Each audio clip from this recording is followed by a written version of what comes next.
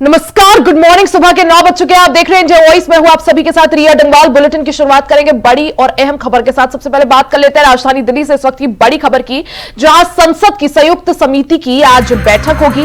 वक्फ संशोधन विधेयक 2024 पर इस बैठक में चर्चा होगी। आज सुबह 10 बजे इंडिया फ्लोर लीडर्स की बैठक होगी। तो ये बड़ी खबर आप सभी को बता दें, जहां संसद की आज संयुक्त समिति की बैठक होगी।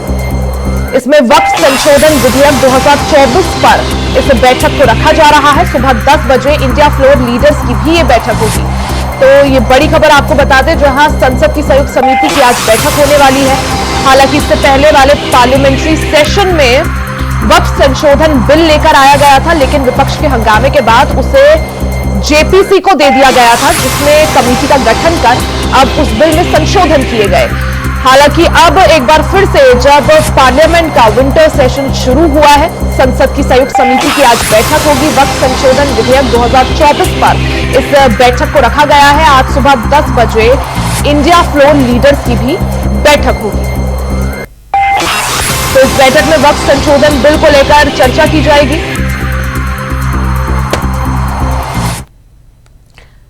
वहीं खबरों में आगे बढ़ते बात कन्नौज से बड़ी खबर की कर लेते हैं, जहां कन्नौज में भीषण सड़क हादसा हो गया। आगरा लखनऊ एक्सप्रेसवे पर बड़ा हादसा हुआ है। सैफई मेडिकल यूनिवर्सिटी के पास डॉक्टरों की इस हादसे में दर्दनाक मौत हो गई है। लखनऊ से शादी समारोह से वापस लौटते समय यह हादसा हुआ। सुबह 4 बजे के आसपास ये सड़क हादसा हुआ है। सड़क हादसे में मौत के शिकार बने डॉक्टर अनिरुद्ध वर्मा और डॉक्टर संतोष कुमार मौर्य, साथ ही doctor Jaiveer Singh, doctor Arun Kumar, doctor Nardev की भी पहचान हुई है। मौत के शिकार बने हैं सभी पीजी कर रहे डॉक्टर्स। तो लखनऊ से ये बड़ी खबर आपको बता दें, जहां लखनऊ से शादी समारोह से वापस लौटते समय ये बड़ा हादसा हुआ है। आगरा लखनऊ एक्सप्रेसवे पर बड़ा हादसा हो गया। सैफई मेडिकल यूनिवर्सिटी के 5 डॉक्टर्स की इस हादसे में मौत हो गई।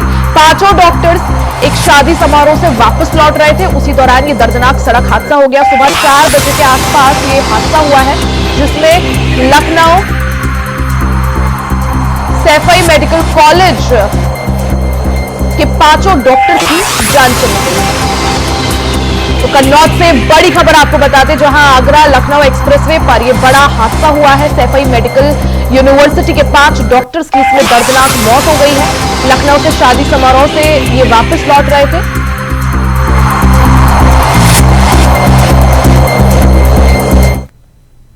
अब मुख्यमंत्री योगी आदित्यनाथ से जुड़ी बड़ी खबर आप सभी को बता दें, जहां मुख्यमंत्री योगी आदित्यनाथ ने कन्नौज में हुए सड़क हादसे का संज्ञान लिया है। मृतकों के शोक संतप्त परिजनों के प्रति सीएम योगी आदित्यनाथ ने संवेदना व्यक्त की है। साथ ही अधिकारियों को राहत कार्य में तेजी लाने के निर्देश दिए हैं। मुख्यमंत्री ने घायलों के समुचित उपचार के भी निर्देश दिए हैं। तो ये बड़ी खबर आप सभी को बता दें, जहां मुख्यमंत्री योगी आदित्यनाथ ने कन्नौज में हुए सड़क हादसे का संज्ञान लिया है। आपको बता दें कि कन्नौज सड़क हादसे में 5 डॉक्टरों की दर्दनाक मौत हो गई। वहीं मृतकों के शोक संतप्त परिजनों के प्रति सीएम योगी आदित्यनाथ ने संवेदना व्यक्त की है। अधिकारियों को राहत कार्य में तेजी लाने के दिशा निर्देश भी दिए हैं और मुख्यमंत्री ने घायलों के समुचित उपचार के निर्देश दिए हैं। तो कन्नौज हादसे का सीएम योगी आदित्यनाथ ने संज्ञान लिया है। अधिकारियों को जल्द से जल्द राहत कार्यों में तेजी लाने के निर्देश दिए हैं।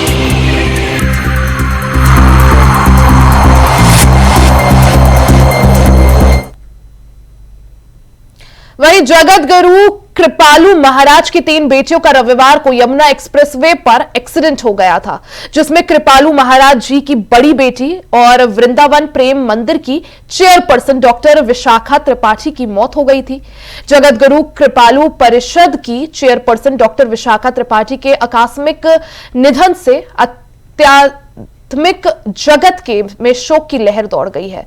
वहीं अंतिम दर्शन के लिए प्रयागराज, लखनऊ, उड़ीसा, महाराष्ट्र, मध्य प्रदेश जैसे बाकी राज्यों से अनुयायी आए थे। इसके अलावा Canada, Australia, America, Nepal, Japan जैसे देशों से भी मंगलवार को अनुयायी अंतिम दर्शन को पहुंचे।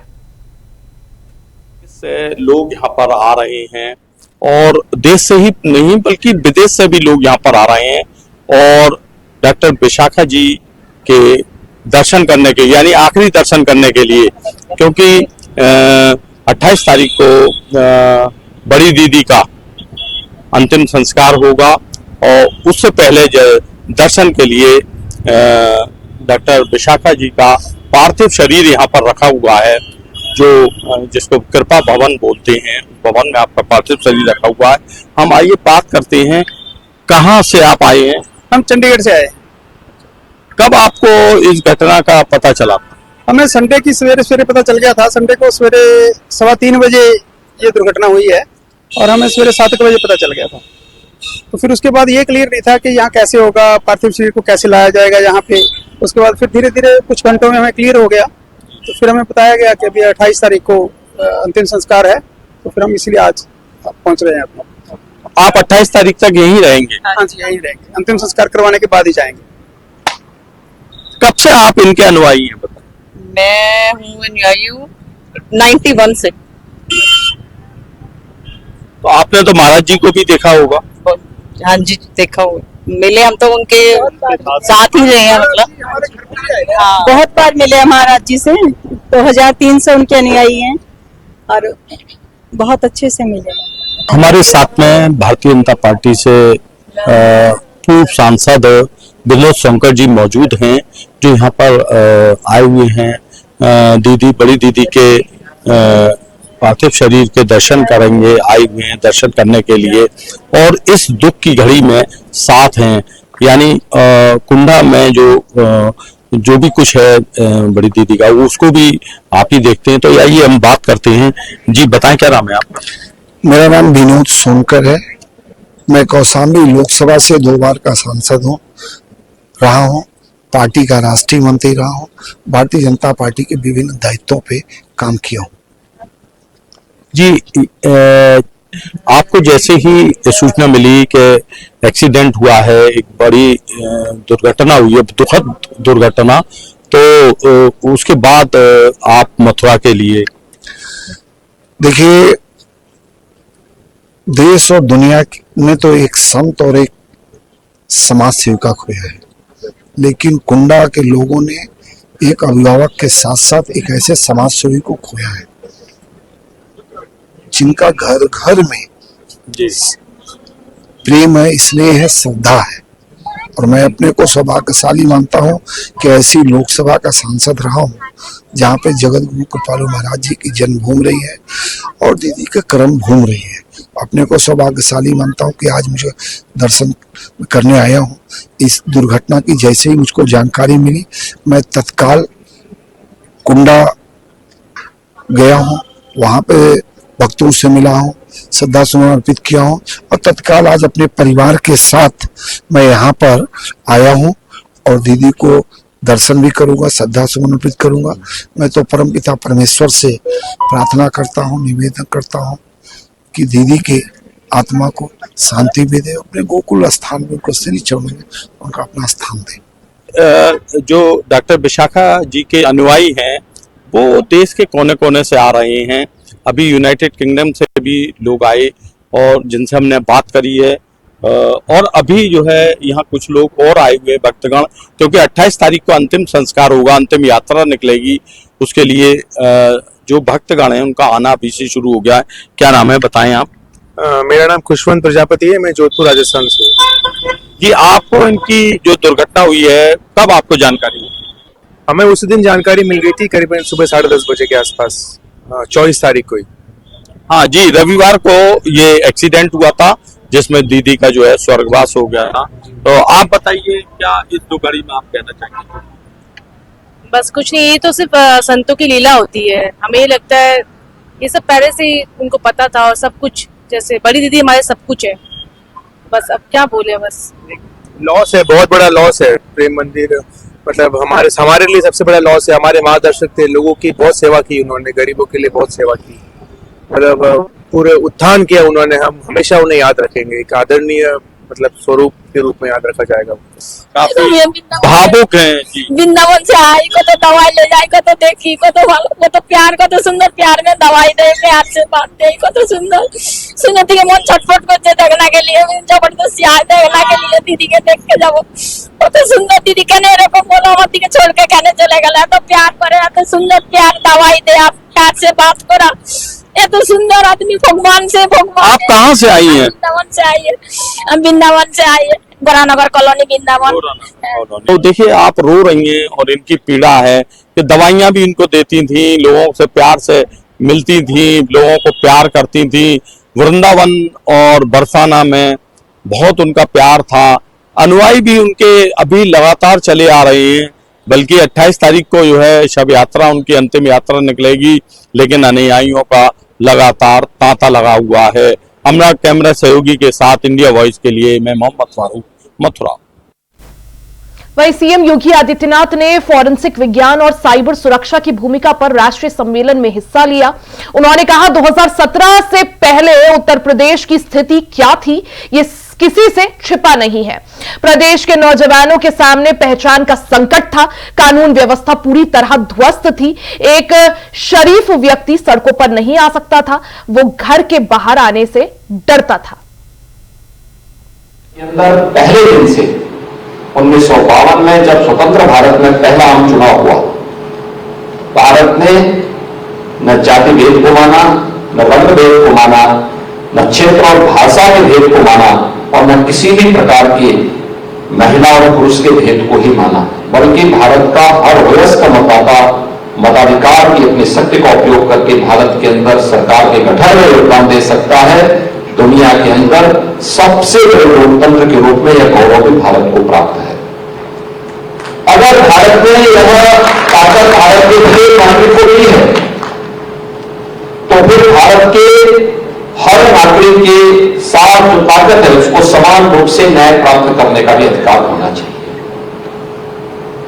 और हम सब आभारी हैं कि अभी हाल ही में आदरणीय प्रधानमंत्री जी की प्रेरणा से भारत ने अपने 3 नए कानून एक 1 जुलाई 2024 से लागू किए हैं, जिनमें भारतीय न्याय संहिता 2023, भारतीय नागरिक सुरक्षा संहिता 2023 और भारतीय साक्ष्य अधिनियम 2023, ये 3 नए कानून आज भारत ने लागू कर दिए हैं। यानी इनके पीछे ही भाव क्या है? यह आपराधिक संहिता नहीं, दंड संहिता नहीं, बल्कि न्याय संहिता है। ये नागरिक सुरक्षा की संहिता है। ये साक्ष्य अधिनियम के अंतर्गत हम उस प्रकार के साक्ष्य जुटाएंगे और तब अपराधी को कटघरे में खड़ा करेंगे। हम किसी को भी अपराधी नहीं कह देंगे। और इसके लिए व्यवस्था दी गई कि 60 वर्ष से ऊपर के किसी भी ऐसे आपराधिक मामलों में फॉरेंसिक साक्ष्य आवश्यक है, लेकिन कानून आपने लागू कर दिया, उस प्रकार के संस्थान, उस प्रकार की हाई क्लास लेबोरेटरी का अभाव उन क्षेत्रों में देखने को मिलेगा जहां पर लोगों ने अभी तक कार्य नहीं किया। 2017 के पहले उत्तर प्रदेश की स्थिति क्या थी, किसी से छुपा हुआ नहीं। उत्तर प्रदेश के नौजवानों के सामने पहचान का संकट था, कानून व्यवस्था पूरी तरह ध्वस्त थी, गुंडागर्दी चरम पर थी, एक शरीफ व्यक्ति सड़कों पर नहीं आ सकता था, घर के बाहर आने में डरता था। दुर्दांत अपराधी और माफिया स्वच्छंद होकर के पैदल समानांतर सरकारें संचालित करते थे और दुष्परिणाम था कि उत्तर प्रदेश के नौजवानों के सामने भी, उत्तर प्रदेश के नागरिकों के सामने भी पहचान का संकट था। उस समय जब उत्तर प्रदेश के अंदर देश की सबसे बड़ी आबादी के राज्य के अंदर सरकार का संचालन करना है, मुझे दायित्व दिया गया, तो मेरे सामने सबसे बड़ी चुनौती यही थी कि हम उत्तर प्रदेश को दंगा मुक्त, गुंडा मुक्त, माफिया मुक्त कैसे करेंगे।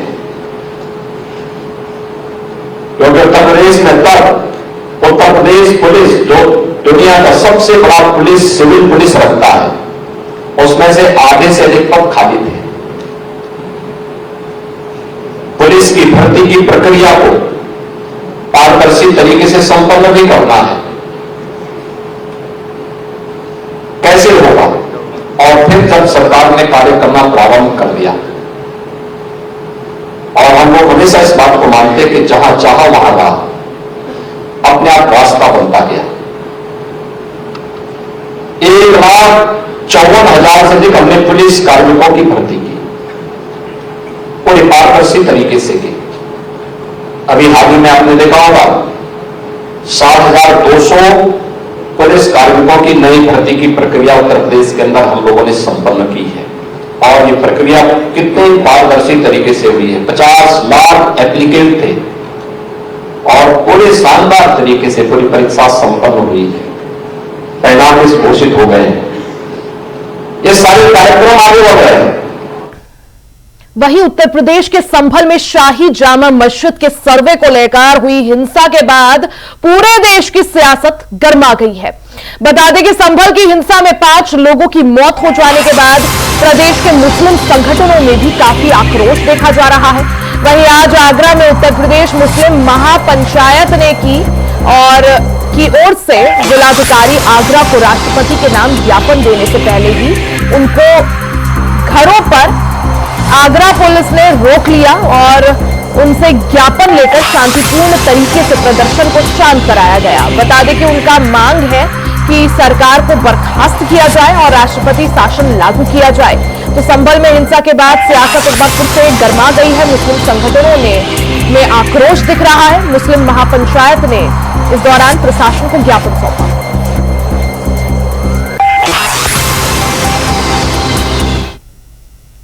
वहीं उत्तर प्रदेश सरकार में कैबिनेट मंत्री नरेंद्र सिंह कश्यप अपने 2 दिवसीय दौरे पर मैनपुरी पहुंचे हैं, जहां कैबिनेट मंत्री कश्यप ने अधिकारियों के साथ समीक्षा बैठक की। साथ ही उन्होंने उत्तर प्रदेश के जनपद संभल में हुई घटना को लेकर समाजवादी पार्टी पर जमकर निशाना साधा। उन्होंने कहा कि सपा केवल राजनीति करती है, इसलिए जनता ने उसे उपचुनाव में हराया। साथ ही उन्होंने संभल घटना को लेकर कहा कि संभल की जनता को न्यायालय के आदेश के साथ शामिल होना चाहिए और उस आदेश का स्वागत करना चाहिए।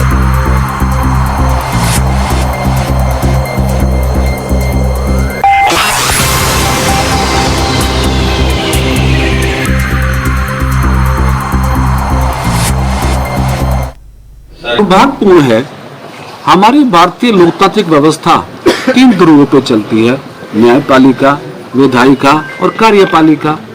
न्यायपालिका हमारे लोकतंत्र का सबसे सर्वोत्तम घटक है, समूह है। यदि न्यायालय के निर्णय पर लोग आपत्ति करेंगे, लोग विरोध करेंगे या दंगा करने का प्रयास करेंगे, मैं समझता हूं कि ये भारतीय समाज के लिए एक चिंता की बात है। संभल की जनता को न्यायालय का सम्मान करते हुए जो न्यायालय के निर्देश के क्रम में जो कार्रवाई आगे बढ़नी है उसमें साथ देना चाहिए। फिर भी संभल में जो हिंसा हुई है उसको स्वीकारा नहीं जा सकता है। उसमें कुछ लोगों की जानें भी गई हैं, पुलिस वाले जख्मी भी हुए हैं, आगजनी भी हुई है। तो हमारी सरकार फिर भी इसके लिए चिंतित है कि ऐसी स्थिति पैदा नहीं होनी चाहिए जहाँ पे किसी व्यक्ति को अपनी जान से हाथ धोना पड़े। तो उस पर पुलिस विवेचना कर रही है, सरकार निगाह बनाए रखी है।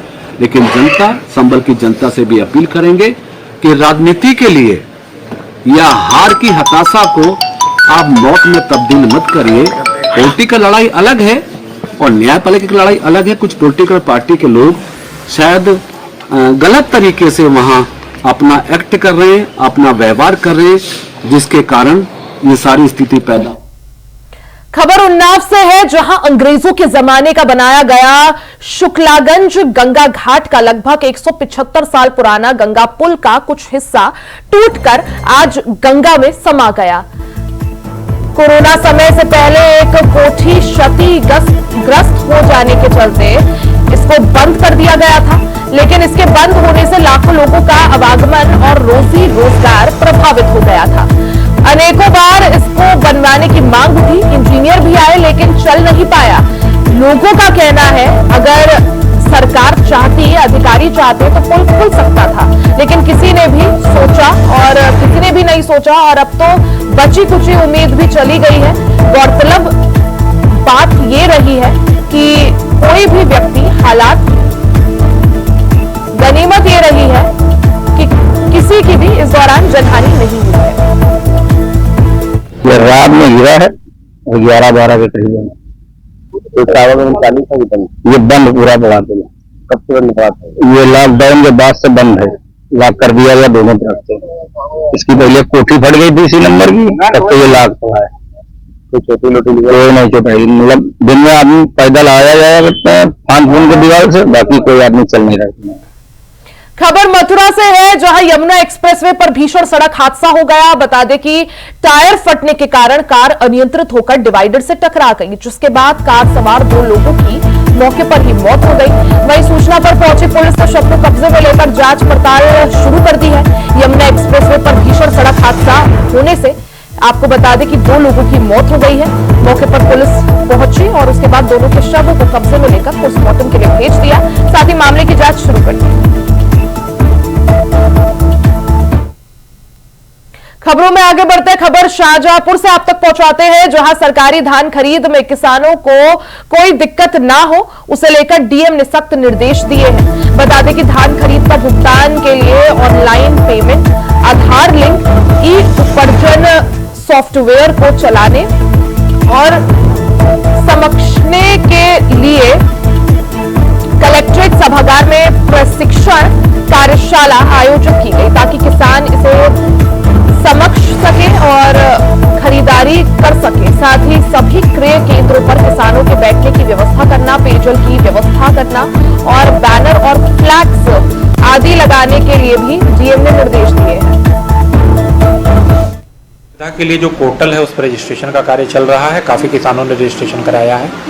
एसडीएम्स को, तहसीलदारों को निर्देश दिए गए हैं कि उनका रजिस्ट्रेशन का जो सत्यापन है उस समय से और बिना किसी परेशानी के तत्काल कराया जाए। जितने भी क्रय केंद्र हैं उन पे भी बोरों को रखने के लिए, उस पर वेट्स एंड मीजर्स को रखने के लिए, उनकी सुविधा के लिए पानी पीने की व्यवस्था, कुर्सी, बैनर और शिकायतों के लिए कंट्रोल रूम भी बनाया गया है, जहाँ पे ये लोग शिकायत भी कर सकते हैं अगर किसी भी प्रकार की हो।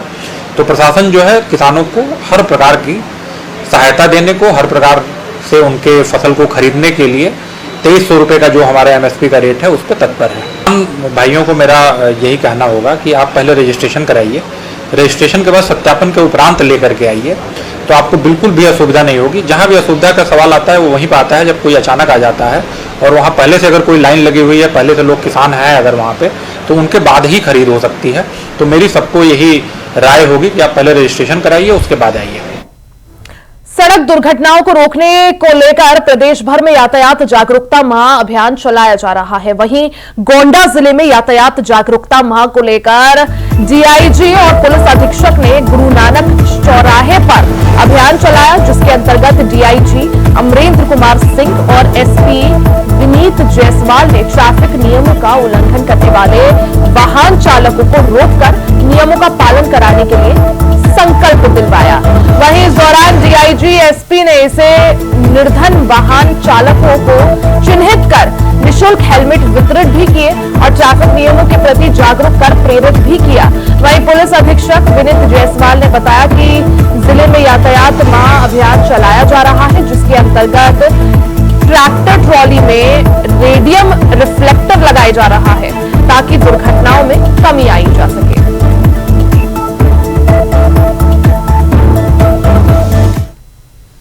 और इसी के साथ बुलेटिन में फिलहाल के लिए सिर्फ इतना ही। खबरों का सिलसिला जारी रहेगा, बने रहे हमारे साथ।